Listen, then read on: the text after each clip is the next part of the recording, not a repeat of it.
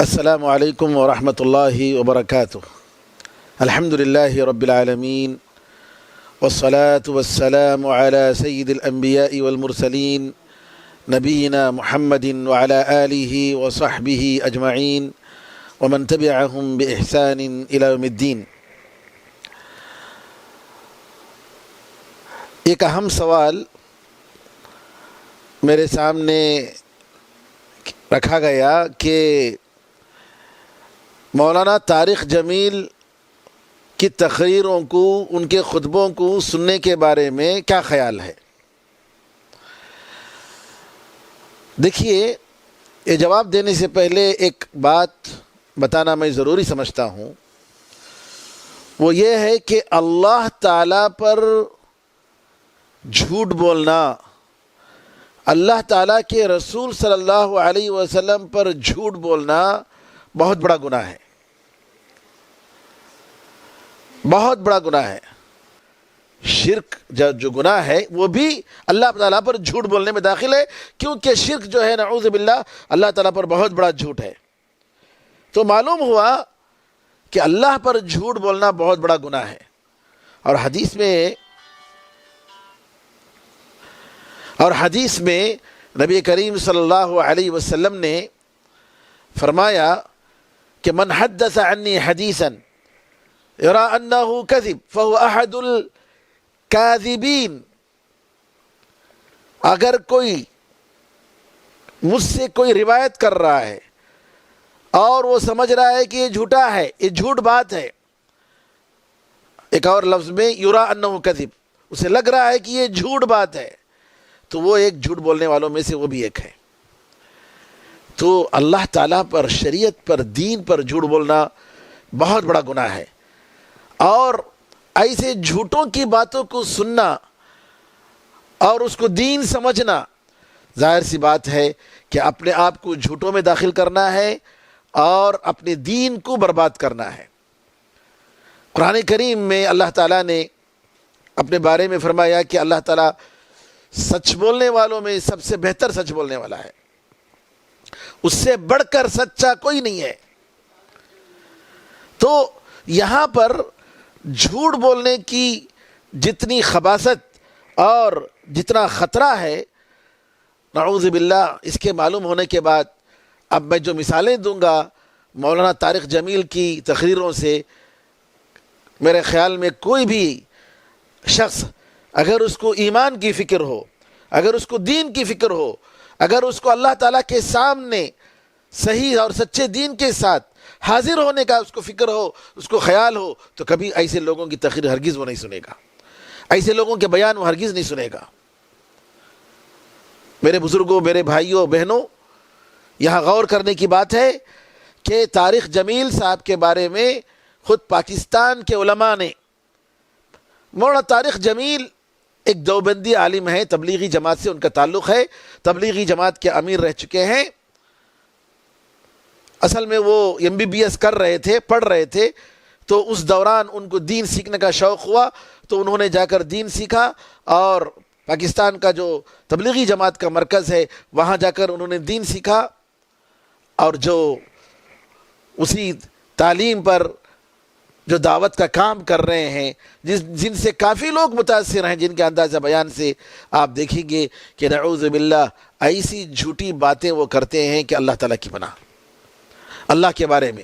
اور جب علماء اکرام نے حج کے موقع پر ایک مرتبہ ان کو نصیحت کی کہ آپ جو باتیں بتا رہے ہیں، جھوٹی باتیں بتانے کے بجائے آپ سچی باتیں بتائیے، لوگوں کی اصلاح ہوگی، لوگوں کا فائدہ ہوگا، تو انہوں نے کیا جواب دیا معلوم ہے؟ کہا کہ یہ سب تحقیق کرنے کے لیے میرے پاس وقت نہیں ہے۔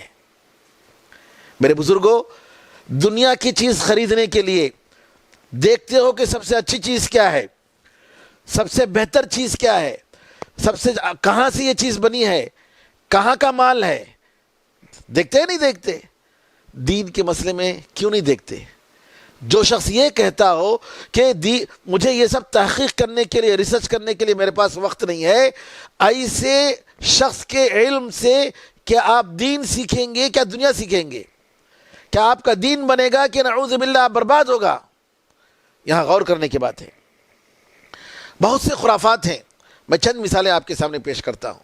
مولانا طارق صاحب کی تقریروں میں، ان کے خطبات میں، ان کے خود علماء کرام نے ان پر رد کیا ہے. دیوبندی علماء نے ان پر رد لکھا ہے، کافی ردود ان پر رد لکھے ہیں، اور اہل حدیث علماء نے بھی ان پر رد لکھا ہے. ضرورت ہے اس بات کی کہ ہم دین حق کو پہچاننے کے لیے علماء حق کی طرف رجوع کریں. تقریر کرنے والے ہر میٹھی اور جو ہے جس کی تقریر شیریں ہوتی ہے، جس کا انداز اچھا ہوتا ہے، اس کے پیچھے ہمیں جانا نہیں چاہیے، بلکہ اللہ کا دین، صحیح دین معلوم کرنے کی ہمیں فکر کرنی چاہیے. کہتے ہیں ٹورنٹو میں، کینیڈا میں، انہوں نے ایک تقریر کی میلاد النبی کے موقع پر، اور اس تقریر میں نبی کریم صلی اللہ علیہ وسلم کے بارے میں تقریر کرتے ہوئے کہتے ہیں کہ نبی کریم صلی اللہ علیہ وسلم پیدا ہوئے، پیدا ہو کر 15-20 منٹ ہوئے تھے کہ نبی کریم صلی اللہ علیہ وسلم کی ماں آمینہ نے شفا بنت عبداللہ جو دودھ پلانے والی، ان کے بازو میں نبی کریم صلی اللہ علیہ وسلم کو رکھا، تو کہتے ہیں کہ نبی کریم صلی اللہ علیہ وسلم پیدا ہونے کے 15-20 منٹ میں آپ جو ہے ایسے آپ دائیں طرف پلٹ کر آپ نے سجدہ کیا. پھر اس کے بعد نبی کریم صلی اللہ علیہ وسلم اپنے گھٹنوں کے بل آپ اٹھ کر جو ہے آپ پھر سجدہ کرتے ہیں. پھر اس کے بعد آپ نے ہاتھ کو اٹھا کر کہتے اللہ تعالیٰ کی طرف اشارہ کرتے ہیں، اور پورا گھر جو ہے نور سے منور ہو جاتا ہے، نور سے پورا کمرہ جو ہے روشن ہو جاتا ہے. یہ سب واقعات کہاں ہیں؟ نبی کریم صلی اللہ علیہ وسلم کے بارے میں ایک اور نعوذ باللہ انہوں نے غلو اختیار کیا کہ نبی کریم صلی اللہ علیہ وسلم کے وفات کے موقع پر آپ نے کہا کہ نبی کریم صلی اللہ علیہ وسلم کی جنازے کی نماز اللہ نے پڑھائی. استغفر اللہ. یہ جھوٹ نہیں ہے کہ نبی کریم صلی اللہ علیہ وسلم کی نمازے کی جناز اللہ نے پڑھائی. استغفر اللہ. اور ایک جھوٹ کہ معراج کے موقع پر کہتے کیا ہیں، مہمان اگر آپ کے پاس آتا ہے تو مہمان کو لینے کے لیے آپ گھر کے باہر جاتے ہیں، اس مہمان کو لے کر آتے ہیں.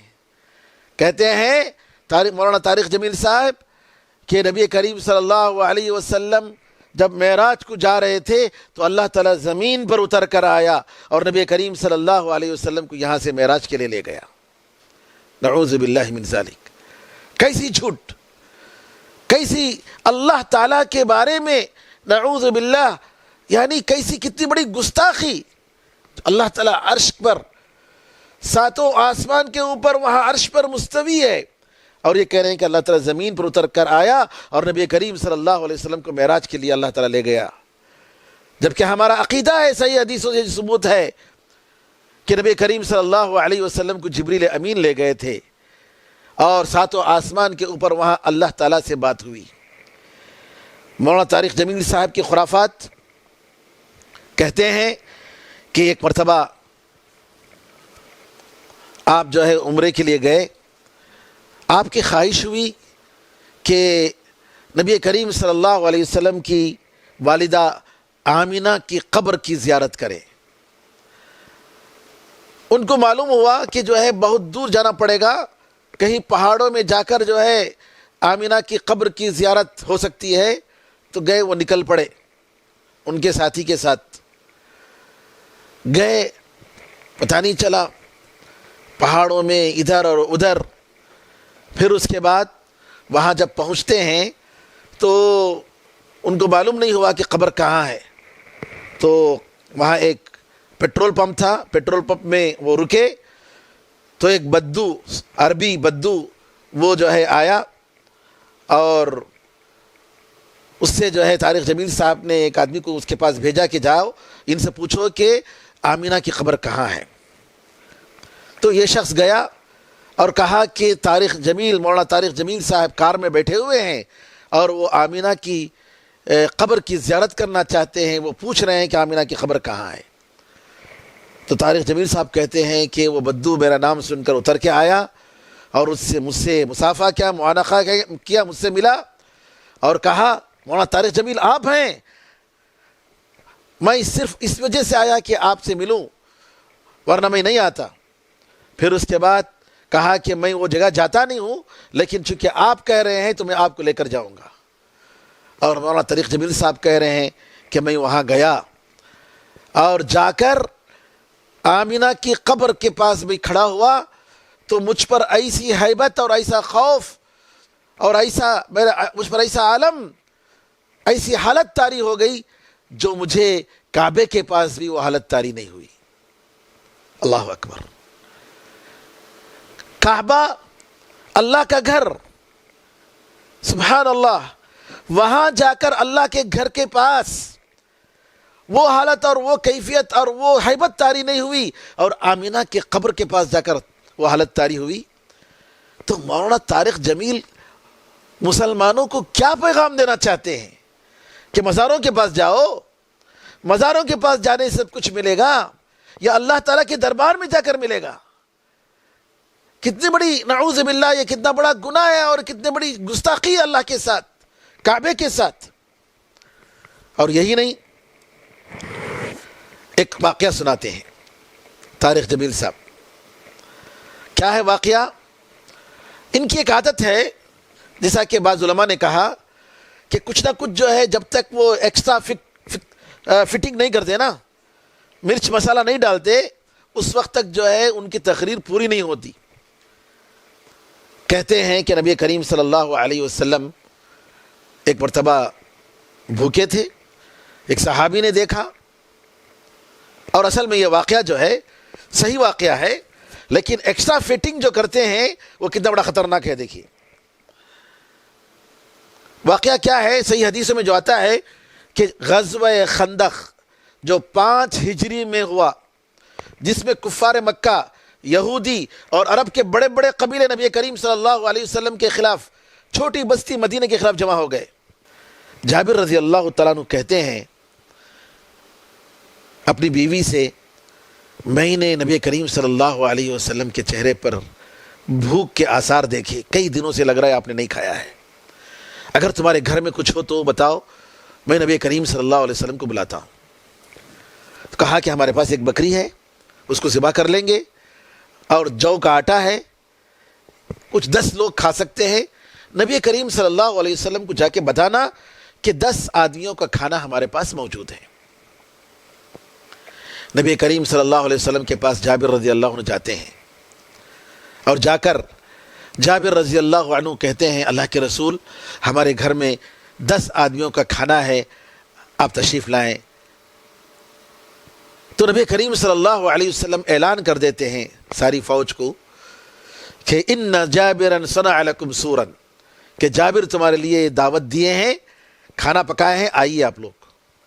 جابر رضی اللہ عنہ پریشان، فوراً دوڑ کے جاتے ہیں گھر میں، نبی کریم صلی اللہ علیہ وسلم کے آنے کی خبر دیتے ہیں، اور کہتے ہیں کہ اپنی بیوی سے کہ میں تو 10 کی بتایا تھا، لیکن نبی کریم صلی اللہ علیہ وسلم ساری فوج کو لا رہے ہیں، کیا کریں گے؟ بیوی بڑی سمجھدار تھی، انہوں نے سوال کیا، آپ نے بتایا کہ 10 آدمیوں کا کھانا ہے، کہا کہ میں نے بتا دیا 10 آدمیوں کا کھانا ہے۔ بیوی نے کہا کہ تو گھبرانے کی ضرورت نہیں، نبی کریم صلی اللہ علیہ وسلم سنبھال لیں گے۔ نبی کریم صلی اللہ علیہ وسلم صحابہ سے کہتے ہیں کہ 10 آدمی گھر میں آؤ، اور کہتے ہیں کہ گھر میں چولہے میں جو ہانڈی ہے اس کو چولہے پہ رہنے دو، اور اس کے بعد آٹا لے کر نبی کریم صلی اللہ علیہ وسلم خود صحابہ کو جو ہے بلاتے ہیں، اور ہانڈی سے گوشت نکال رہے ہیں، اور صحابہ کھا رہے ہیں، 10 آدمی آ رہے ہیں، کھا رہے ہیں، چلے جا رہے ہیں، کئی سو صحابہ کھا لیے، الحمدللہ سیر ہو کر کھائے، کھانا اور آٹا جیسا تھا ویسے ہی تھا۔ یہ سچا واقعہ ہے، صحیح حدیثوں میں، کتابوں میں یہ واقعہ آیا ہے، اور اس کی سچائی میں کوئی شک نہیں۔ یہ معجزہ ہے نبی کریم صلی اللہ علیہ وسلم کا۔ کھانے پینے کی چیزوں میں نبی کریم صلی اللہ علیہ وسلم کی برکت کے واقعات بے شمار واقعات ہیں۔ اتنا کہتے مولانا طارق جمیل تو کافی تھا، لیکن مولانا طارق جمیل اس پر انہوں نے اکتفا نہیں کیا۔ کیا کہا؟ کہا کہ نبی کریم صلی اللہ علیہ وسلم نے صحابہ سے کہا کہ وہ ان ساری ہڈیوں کو ایک جگہ جمع کر دو. ساری ہڈیوں کو یعنی گوشت جو کھا لیے تھے ان کی ہڈیوں کو ساری جگہ ایک جگہ جمع کر دو. کہتے ہیں اس کے بعد کہ وہ ہڈیاں جب جمع ہو گئیں تو اس پر ہڈیوں پر گوشت آیا, گوشت کے بعد پوست آیا, چمڑا, پھر اس کے بعد وہ بکرا جس کو ذبح کیے تھے وہ بکرا بالکل ہی کھڑا ہو گیا, جیسے تھا ویسے ہی دوبارہ. اب یہ جو ملاوٹ ایکسٹرا فٹنگ جو ہے نعوذ باللہ کسی ضعیف روایت میں بھی نہیں ہے. جو کمزور روایت ہے وہ ضعیف روایتوں میں بھی نہیں ہے.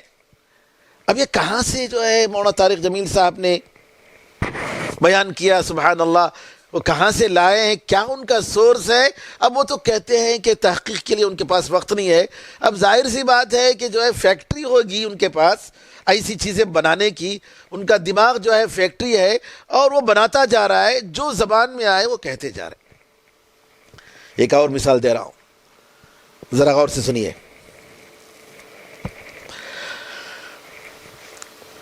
نوح علیہ السلام کے زمانے میں طوفان آیا.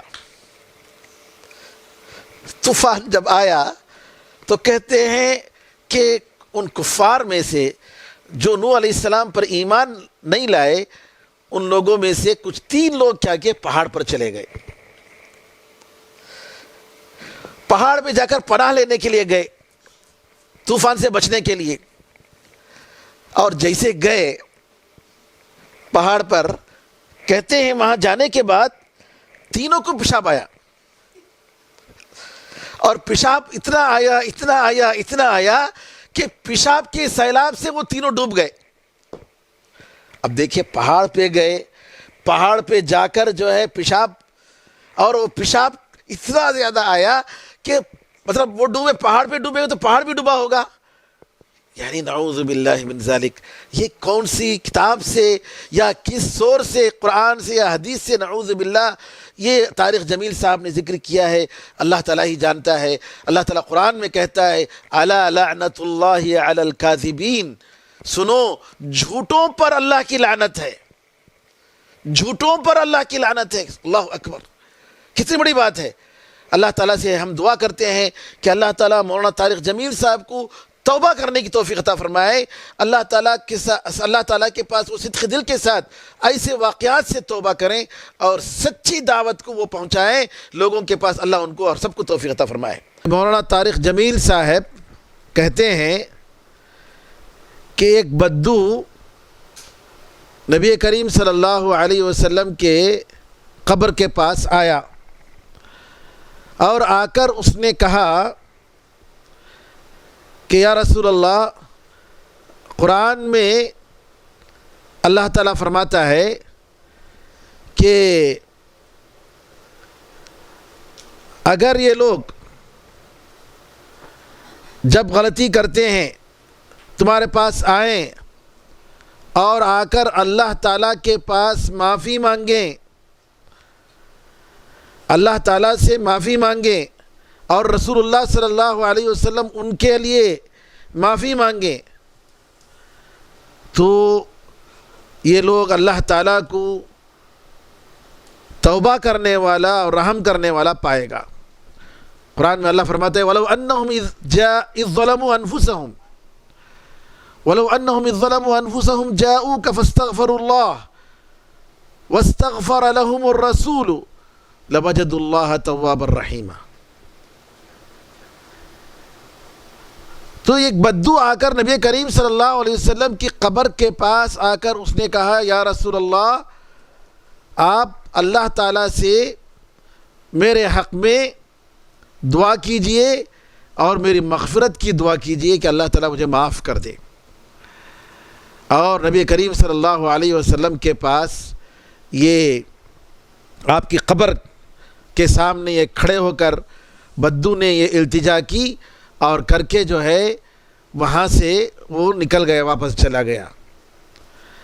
کہتے ہیں طارق جمیل صاحب کہ قبر کے نبی کریم صلی اللہ علیہ وسلم کی قبر کے پاس ایک بزرگ بیٹھے ہوئے تھے.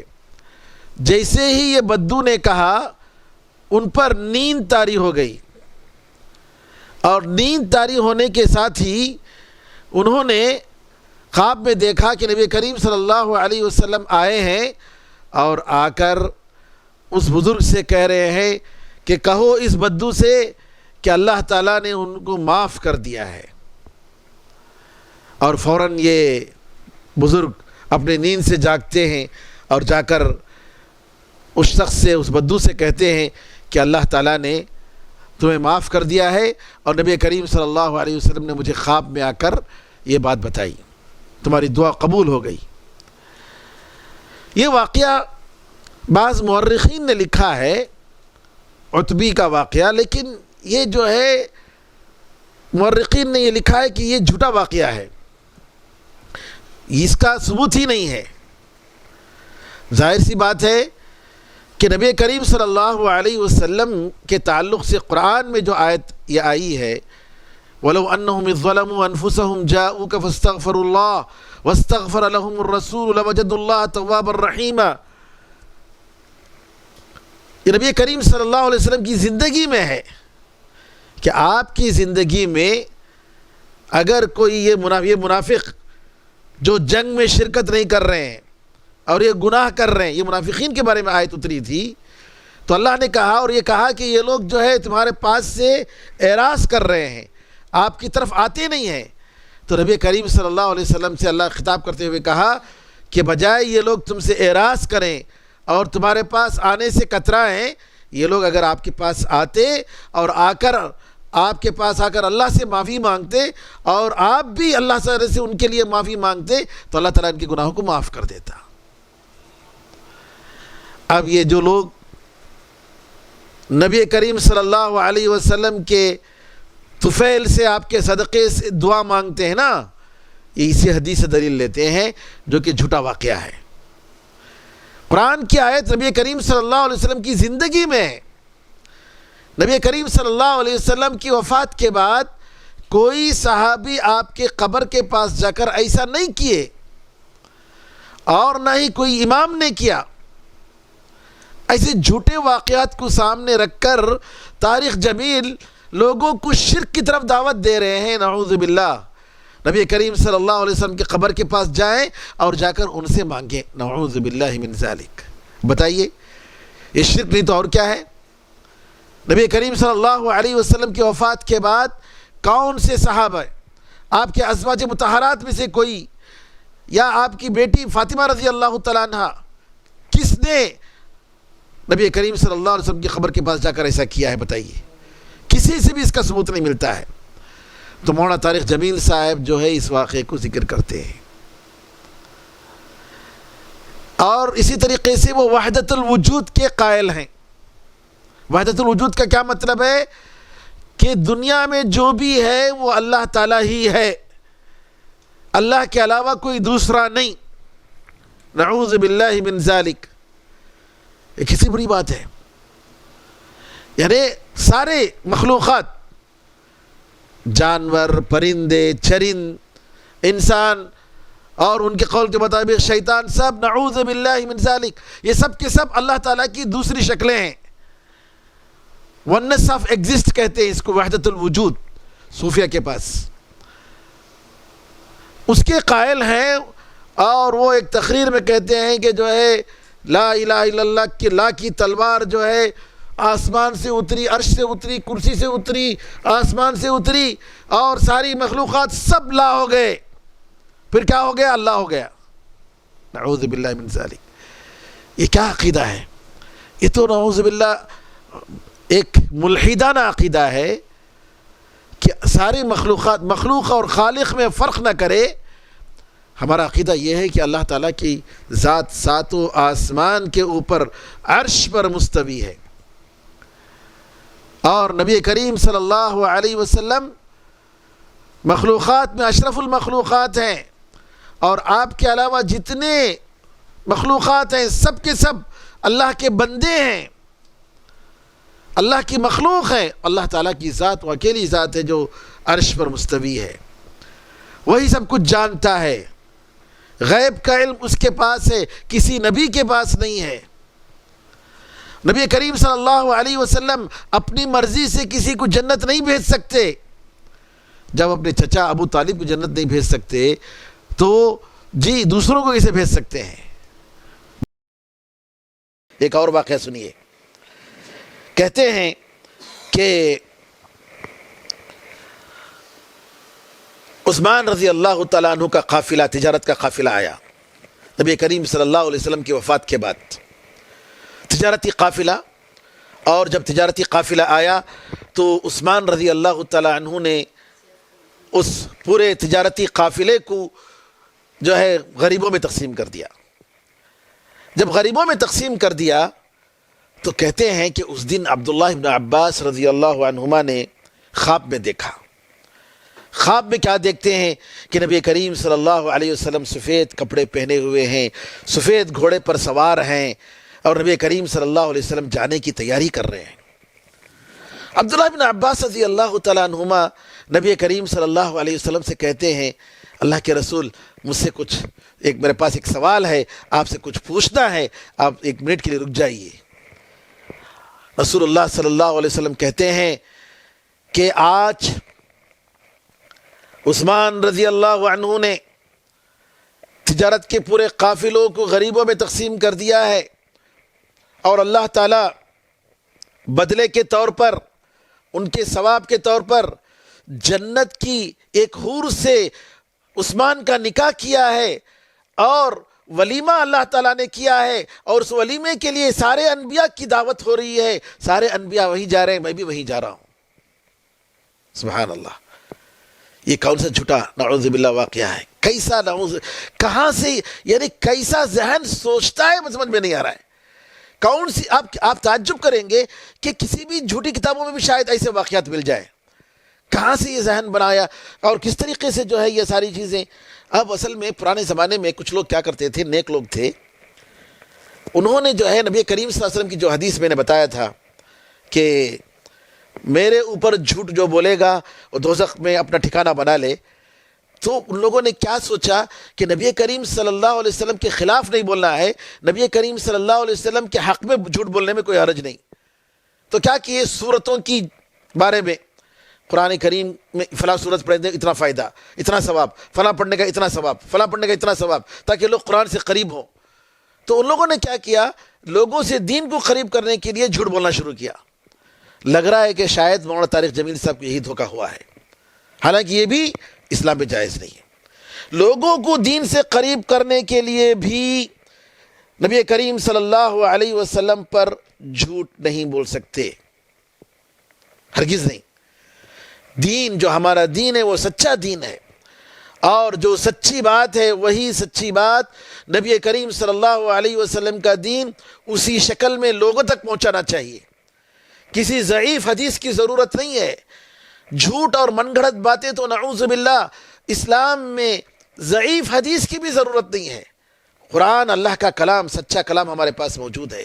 نبی کریم صلی اللہ علیہ وسلم کی صحیح سچی ہزاروں حدیثیں ہمارے پاس موجود ہیں، ان پر عمل کر لے ہمارے لیے کافی ہے. ہمیں جھوٹی روایتوں کی، ضعیف روایتوں کی ضرورت نہیں. میرے بزرگوں، میرے بھائیوں، میرے بہنوں، ایسے مقررین کی تقریر سننے سے بہتر یہ ہے کہ آدمی جاہل رہے اور سچی جو باتیں معلوم ہیں قرآن و حدیث سے ان باتوں پر عمل کر کے اپنے ایمان کو اضافہ کرے. یہ اس کے لیے کافی ہے، بجائے اس کے کہ نعوذ باللہ ایسے جھوٹے واقعات کو سن کر اپنے مزہ لینے میں اور دین کو بڑھانے میں وہ سوچے کہ میں دین بڑھا رہا ہوں. ہرگز نہیں، نعوذ باللہ. یہ دین کو بڑھانا نہیں ہے بلکہ دین کو خطرے میں ڈالنا ہے. اس لیے میں آپ تمام حضرات سے گزارش کروں گا کہ ان کی تقریر ہرگز نہ سنیں. ایسے جھوٹے واقعات، جیسا کہ احیاء علوم الدین کے بارے میں آتا ہے کہ جب یہ کتاب غزالی رحمۃ اللہ علیہ کی کتاب جب مغرب میں گئی تو وہاں کے لوگوں نے جلایا اس کتاب کو، کیونکہ اس میں جھوٹی روایتیں بہت تھیں، ضعیف روایتیں بہت ہیں، تو اس کو جلایا کتاب کو. تو اللہ تعالیٰ سے دعا ہے کہ اللہ تعالیٰ ہم سب کو نیک عمل اور سچا علم کی توفیق عطا فرمائے. سچا علم، دین کا سچا علم جو اللہ اور اس کے رسول صلی اللہ علیہ وسلم سے ثابت ہے، اس علم کو سیکھنے کی اور نیک عمل کرنے کی توفیق عطا فرمائے۔ اللہ تعالی ہمارے گناہوں کو معاف فرمائے۔ اللہ تعالی سارے مسلمانوں کو یہ جو مصیبت آئی ہے کورونا وبا، اس وبا سے اللہ تعالی سب کو نجات عطا فرمائے۔ آمین یا ارحم الراحمین، والحمد للہ رب العالمین، وصلی اللہ وسلم علی نبینا محمد وعلی آلہ وصحبہ اجمعین، والحمد للہ رب العالمین، والسلام علیکم ورحمۃ اللہ وبرکاتہ۔ اس ویڈیو کلپ میں جو معلومات دیے گئے ہیں ان کی توثیق اور تصدیق کے لیے ڈسکرپشن باکس میں جو لنک دیے گئے ہیں ان کو کلک کریں، مزید معلومات آپ کو ملیں گی۔